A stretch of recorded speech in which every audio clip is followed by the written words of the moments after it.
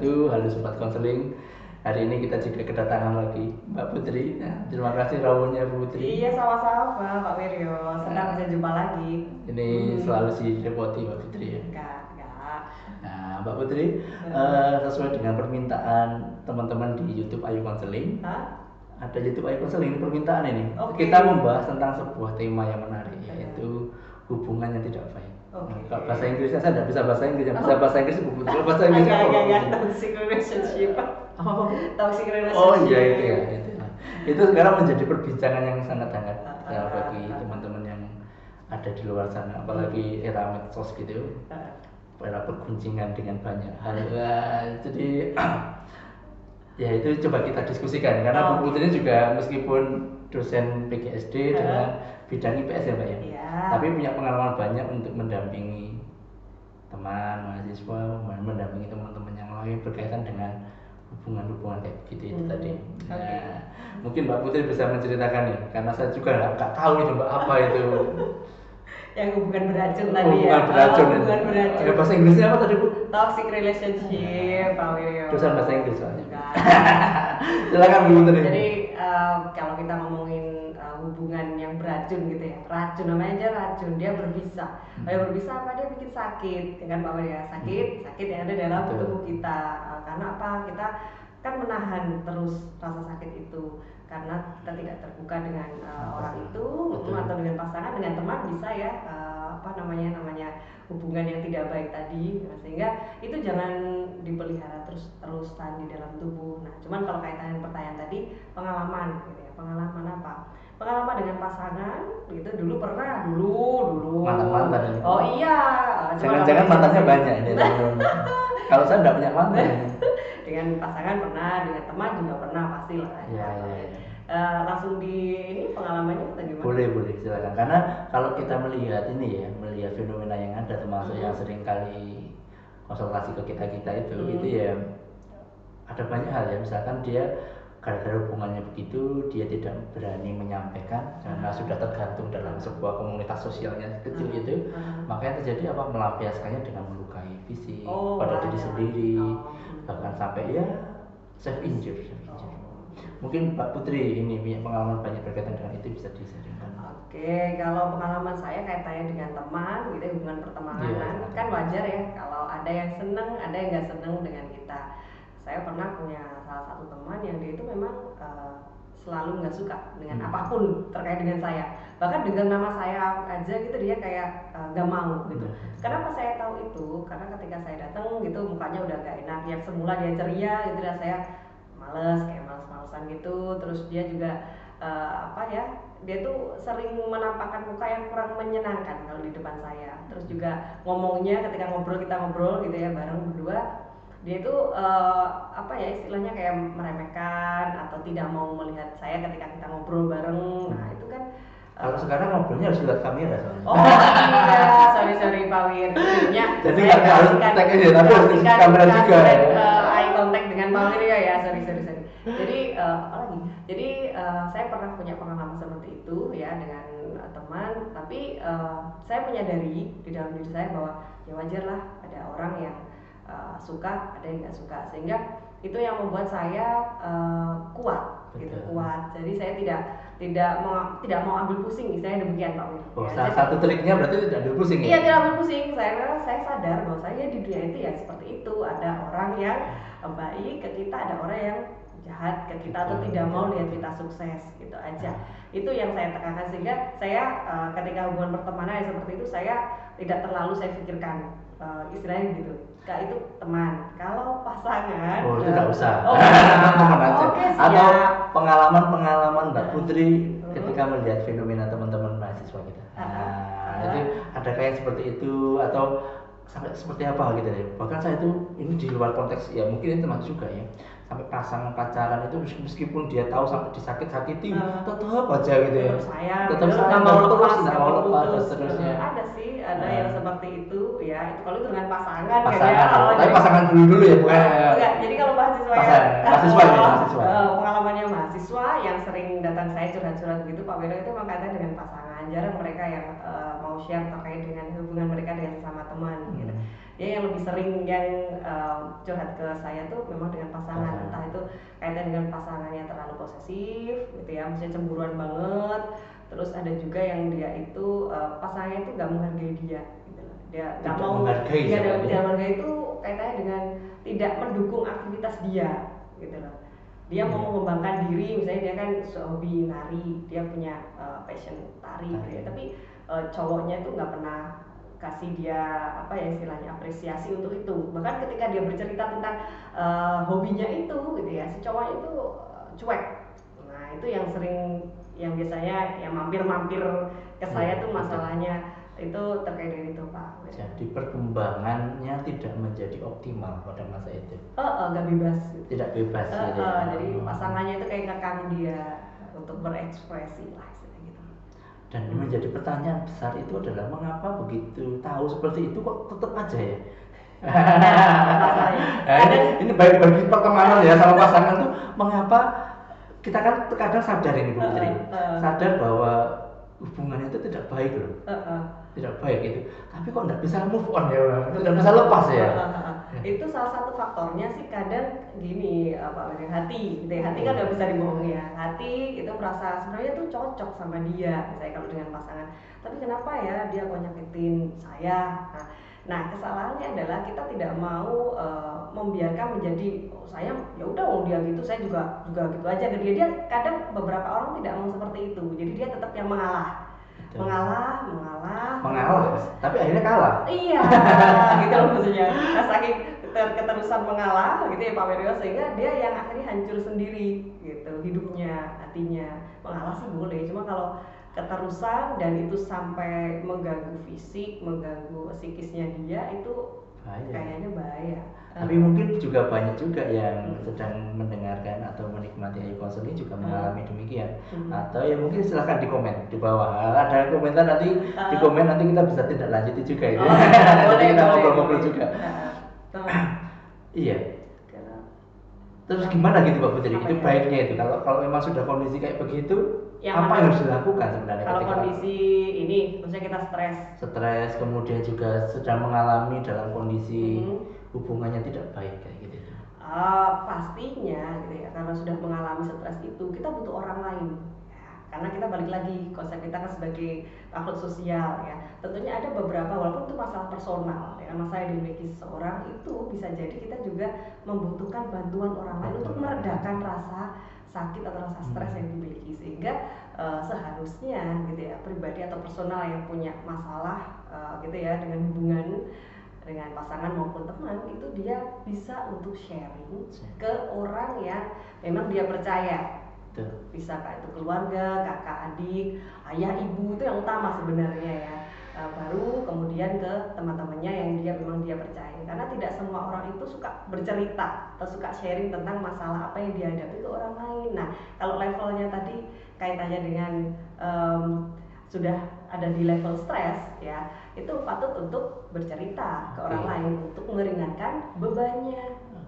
Bu Putri tadi bicara tentang sosial ya, kita butuh sharing karena memang hakikatnya tadi seperti Bu Putri butuhkan bahwa kita butuh sharing, bahkan kita juga butuh komunitas baru atau pertemanan baru. Nah, saya itu sering menganalogikannya begini, kalau kita itu kalau ada ikan sakit di kolam, maka jangan hanya ikannya diambil kemudian disuntik atau disembuhkan, tapi ikan itu perlu diambil, diletakkan di akuarium baru, di air yang baru. Jadi ada sosial baru. Itu mengapa? Karena hubungan-hubungan kayak begini ini, seperti saya katakan bahwa kasus-kasus self injure itu diawali dari hubungan nggak baik, dan dia tidak mau menyampaikan ke orang lain. Iya, tidak mau menyampaikan, tidak mau terbuka, betul, gitu ya Pak Wir. Sehingga akhirnya balik lagi ke dirinya sendiri, tambah sakit. Gitu kan. Dia memilih menyembuhkannya dengan menyakiti diri atau yang lain. Atau tadi itu dia memilih untuk mengalah, tapi ngalah itu juga jelek juga itu sebenarnya. Akhirnya dia sakitnya tambah terus, nggak tambah sembuh ya kan. Karena terus ditahan tadi Pak Wir ya kan, rasa sakitnya terus, kalau orang Jawa bilang kan ngempet gitu ya, ngempet terus, akhirnya ya sakit. Karena dia tidak open tadi loh sebenarnya, tidak terbuka, butuh sharing. Betul. Tapi ini pengalaman Bu Putri nih, kalau dalam sebuah kondisi begitu kan sakitnya di Mbak Putri apa di orang yang menyakiti Mbak Putri? Yang gimana, kalau stresnya tadi ya? Ya, stres, kemudian hubungan-hubungan yang ya kurang baik, tidak menguntungkan, tidak membuat pertumbuhan dan perkembangan diri kita menjadi optimal. Itu ya pastinya berdampaknya ke kita sendiri, karena kita yang merasakan itu kan Pak Wiryo. Kita yang merasakan sakitnya seperti apa. Mungkin kita sakit, orang lain enggak. Gitu ya? Iya, bisa jadi kan. Jadi kadang hubungan itu tidak sehat gara-gara kita sendiri sebenarnya merasakan sakit. Nah, orang lain itu ya yang di luar kita itu dia tidak apa-apa, dia fine aja, tapi kitanya sakit hati dan orang lain itu nggak tahu. Nah, itu kan imbasnya sebenarnya kita sendiri yang sakit. Betul. Kan? Karena harusnya kan kalau dalam hubungan itu ada, ya kalau kita bilang kesetaraan ya ada kesetaraan, tapi juga ada posisi di atas, di bawah, di atas, di bawah, dibolak-balik gitu balance. Ya. Balance-nya dan tidak balance itu bayangan saya kan tidak harus terus sama setara gitu juga tidak. Ada juga posisi kadang di atas, kadang di bawah gitu. Kayaknya lebih tepat ini ya Pak Wiryo, saling menghargai ya, gitu ya, saling menghargai satu sama lain, saling memahami sehingga akan muncul istilah pemakluman. Tadi memaafkan tadi loh ya istilahnya Pak Wiryo, memaafkan orang lain atau memaafkan kesalahan orang lain itu ke kita. Mbak Putri. Termasuk nanti kita juga ingin mengundang teman-teman yang memiliki pengalaman tersebut untuk berbagi dengan kita, terutama juga bagi yang sudah mampu mengatasinya. Karena berbagi cara mengatasi itu juga menyembuhkan. Oh iya, sharing pengalaman untuk aku sudah sembuh, aku dulu pernah mengalami ini, terus aku sudah bisa sembuh. Caranya begini. Itu yang perlu kita sharingkan sebenarnya.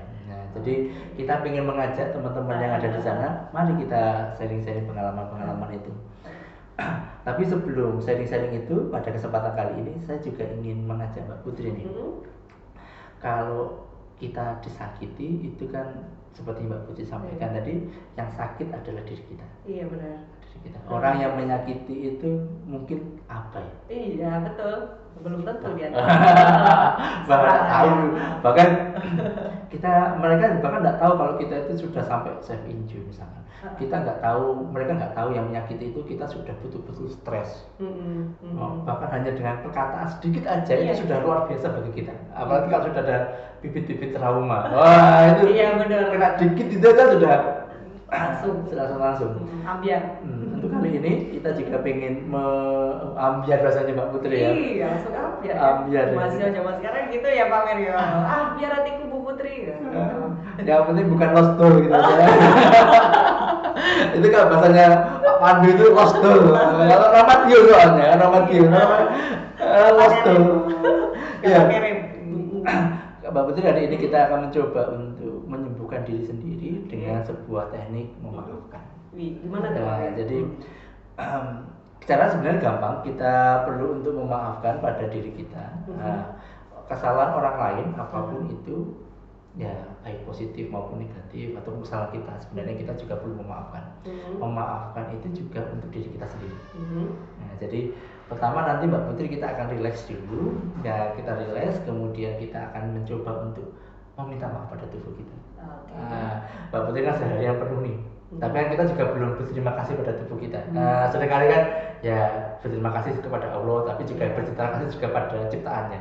Ciptaannya kan diri kita, tubuh kita juga ciptaannya. Bersyukur ya. Nah, nanti kita akan mencoba untuk bersyukur dulu pada tubuh kita, berterima kasih pada tubuh kita, dan jika ada kesalahan pada kita, pada tubuh kita minta maaf. Misalkan nih, tadi malam saya belum tidur ya Bu Putri. Tadi malam tidurnya agak larut Bu Putri. Kemudian saya juga ingin minta maaf nih ke mata. Nanti kita bisa mengatakan pada diri kita sendiri, mata, aku minta maaf ya, tadi malam aku tidur sampai larut. Kamu tentu butuh istirahat dan aku berterima kasih kepadamu. Nah, itu sebuah kata yang ingin kita berikan pada tubuh kita. Itu yang pertama. Yang kedua, yang ketiga nanti kita akan mencoba untuk memanggil orang yang berbuat salah pada kita. Kita maafkan.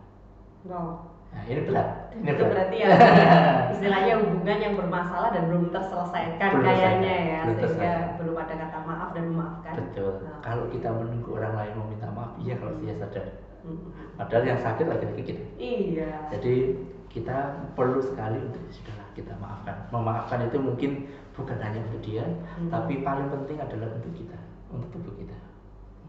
Karena banyak sekali orang-orang sakit meninggal, bahkan meninggal itu gara-gara tidak memaafkan. Oh gitu ya? Iya betul. Jadi kesempatan ini saya minta untuk Mbak Putri relax dulu. Nanti saya bantu menuntun menuntun instruksinya. Dan ini bisa disampaikan pada diri sendiri dan juga teman-teman mungkin juga bisa berpraktik di sana. Oke, silakan Mbak Putri bisa memejamkan mata, juga bisa tetap matanya terbuka, tapi sebaiknya biasanya memejamkan karena biar lebih fokus, biasanya begitu. Biar fokus ya. Biar fokus. Dia fokus saya, power saya ya. Oke, silakan. Oke, silakan Bu Putri. Saya Bu kadang Mbak, ya karena saking akrabnya jadi bebas. Ya sangat bebas ini. Kalau biasanya ada formal ya Bu, tapi kalau nggak formal Mbak, gitu. Bebas ya. Bebas kita gaya bebas kayak gitu. Bebas. Oke Bu Putri, silakan dipejamkan matanya. Ambil nafas, dikeluarkan dari hidung, pelan, buat Mbak Putri semakin nyaman, semakin nyaman. Ambil nafas lagi, silakan ambil kenyamanannya, kenyamanan tubuh Mbak Putri. Oke Mbak Putri bayangkan, dan sekarang Mbak Putri akan mencoba untuk melakukan namanya teknik forgiveness, terapi memaafkan. Sambil memejamkan mata, coba Mbak Putri bisikan pada diri Mbak Putri dan sampaikan rasa terima kasih dan bersyukur pada tubuh Mbak Putri. Bersyukur pada tubuh Mbak Putri, tentu juga bersyukur pada Tuhan Yang Maha Kuasa. Rasakan dan mulailah membisikkan pada tubuh Mbak Putri rasa bersyukur itu dan sampaikan permintaan maaf. Hai tubuh, aku berterima kasih padamu telah menemaniku sampai saat ini. Aku meminta maaf jika selama ini terlalu berat, terlalu mengajakmu untuk bekerja lebih. Mbak Putri bisa menyampaikan sendiri dengan bahasa Mbak Putri, dengan bagian tubuh yang tertentu yang Mbak Putri rasa perlu minta maaf. Silakan Mbak Putri mencoba untuk melakukannya sendiri. Dalam hati dirasakan dan lakukan. Hai tubuh, terima kasih dan maafkan jika aku selama ini terlalu berat mengajakmu untuk bekerja membersamaiku. Minta maaf pada tubuh, tentu kita akan bersama dengan tubuh. Terkadang ini tidak kita lakukan, padahal tubuh telah menemani kita selama ini. Tubuh telah membersamai kita selama beberapa tahun. Ucapan itu dan rasakan itu. Jika sudah, sekarang kita akan mencoba untuk memaafkan orang lain. Memaafkan orang lain hakikatnya juga untuk diri kita. Karena yang membutuhkan rasa maaf itu adalah diri kita juga. Agar tubuh kita menjadi lebih bermakna, lebih sehat secara psikis maupun fisik.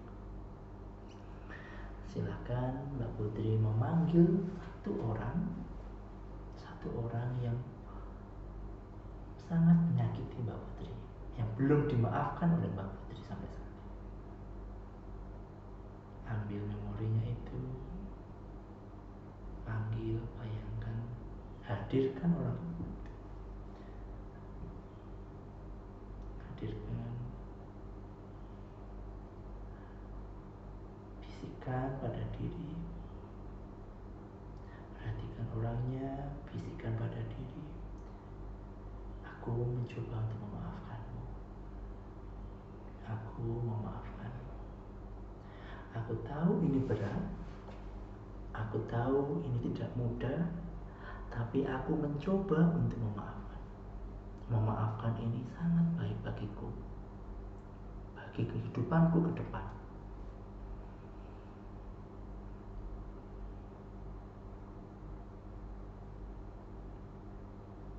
Hai, lupa sebut namanya, aku memaafkanmu. Aku tahu aku berat memaafkanmu, tapi aku memaafkanmu untuk kebaikanku. Perhatikan orangnya, perhatikan betul, ingat perilaku buruknya pada Mbak Putri. Dikatakan pada Mbak Putri, hai, aku memaafkanmu. Memaafkan sekadang perlu kita paksa pada diri kita. Terlalu lama beban memaafkan ini pada diri Mbak Putri, pada diri kita. Sekarang kita lepaskan beban itu. Ada beban yang positif yang lebih baik kita simpan. Kenangan-kenangan indah yang perlu kita simpan. Untuk saat ini, katakan pada diri Mbak Putri, hai, aku memaafkanmu. Aku mencoba memaafkanmu. Aku mencoba memaafkanmu.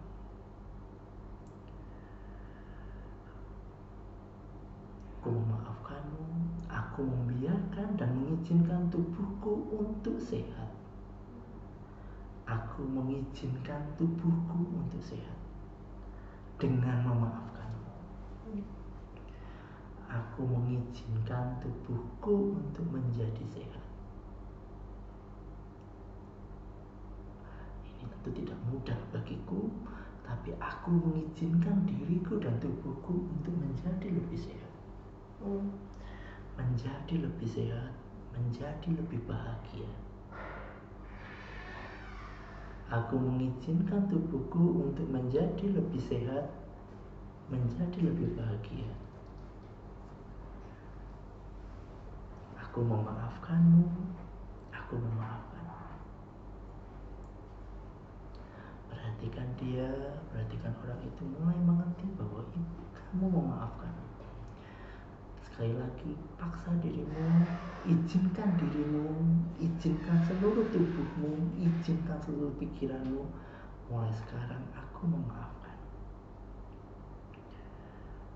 Pasti energi bahagia pada tubuh Anda menjadi meningkat.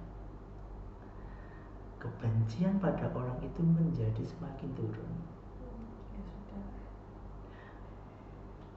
Menjadi turun kesedihan, kebencian. Yang ada adalah bahagia. Rilis, lepaskan emosi Anda, emosi kemarahan, kebencian selama ini yang menyakiti Anda. Rilis, lepaskan, lepaskan, lepaskan. Hembuskan, biarkan energi negatif, emosi negatif keluar bersama dengan hembusan nafas. Karena kita sudah memaafkan. Memaafkan. Oke. Ketika nanti membuka mata, maka Mbak Putri menjadi sudah memaafkan, sudah merasa rilis emosi negatif itu dan membiarkan emosi negatif itu pergi. Karena lagi-lagi memaafkan itu untuk kita, untuk kebahagiaan Mbak Putri, agar Mbak Putri tidak terbebani, agar kita tidak terbebani dengan kondisi ini. Oke. Dalam hitungan ketiga, nanti Mbak Putri akan mencoba untuk bawa 3. Oke.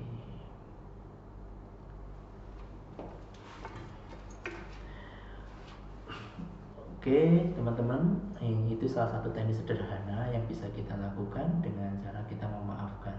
Ya, itu masih berat bagi kita, tapi kita akan mencoba untuk melatihkannya setiap hari. Sama seperti akal, hati kita juga kita perlu asah. Setiap hari kita mengasah pikiran, hati kita, emosi kita juga butuh kita latih. Bagaimana melatihnya? Ikuti terus YouTube Ayu Counseling. Sampai jumpa pada kesempatan berikutnya.